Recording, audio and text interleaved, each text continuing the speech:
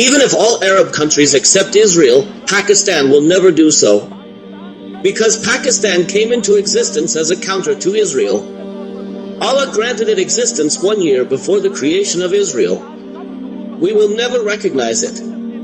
In fact, it is us who have to fight, it is us who have to resist. Our armies will go there, they will fight alongside Prophet Jesus, peace be upon him, and they will support Imam Mahdi. This entire role has been reserved by Allah for us. Therefore, in no situation should Pakistan accept Israel, even if the Arabs, helpless and desperate, choose to do so. Their matter is theirs, but Pakistan must never recognize Israel. In terms of foreign policy, there are 3 points, and in fact they are internal issues for us as well. This assembly demands from the government. Allah's command to us is, prepare your strength. It is an order, a duty, an obligation. And Allah has blessed us by granting us atomic knowledge and capability. We are the only Muslim country in the world with this power. This event itself proves that Allah has a great role for this country. Recognize your own identity as Muslims of Pakistan. Recognize your position and rank. For 400 years, the blessings of great reformers of the Ummah have been showered upon you. You have fulfilled that responsibility. We must reflect on this, and since Allah has given us this capability, it must be advanced and never rolled back at any level.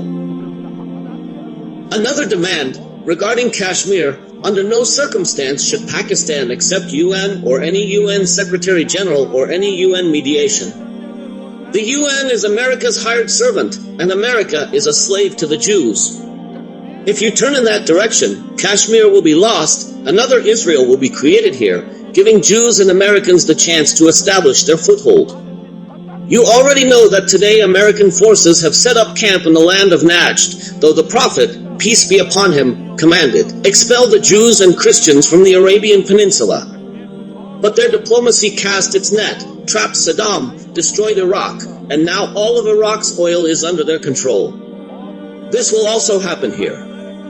India and Pakistan will be left watching like cats, while Uncle Sam, the monkey, will eat the whole bread, leaving nothing for anyone.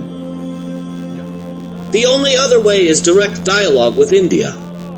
They too have begun to realize the Kashmiri freedom fighters have awakened their senses.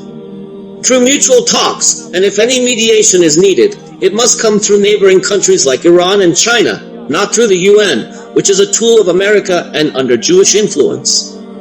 No good can ever come from it. And lastly, even if all Arab countries recognize Israel, Pakistan must never do so. Because Pakistan came into existence as a counter to Israel. Allah gave it life a year before Israel. We will never recognize it. It is us who must fight. It is us who must resist. Our armies will go there. They will fight alongside Prophet Jesus. They will support Imam Mahdi. This entire role has been given to us by Allah. So, no matter what the Arabs do, Pakistan must never accept Israel. Now, has Pakistan become a counter to Israel?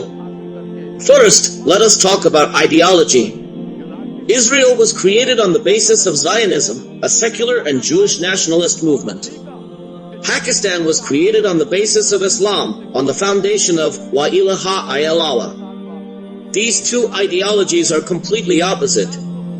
Pakistan has never recognized Israel's existence, and will not until the Palestinian issue is resolved with justice. This puts Pakistan among the few Muslim countries that remain officially distant from Israel. Strategically, Pakistan's biggest card is its nuclear program. It is the only Muslim country in the world with officially declared nuclear weapons. Israel also has undeclared nukes, but Pakistan's nuclear program is declared and powerful. This provides an indirect deterrent to Israel. Many analysts say if a major war ever breaks out in the Middle East, Pakistan's nuclear umbrella could become a symbol of strength.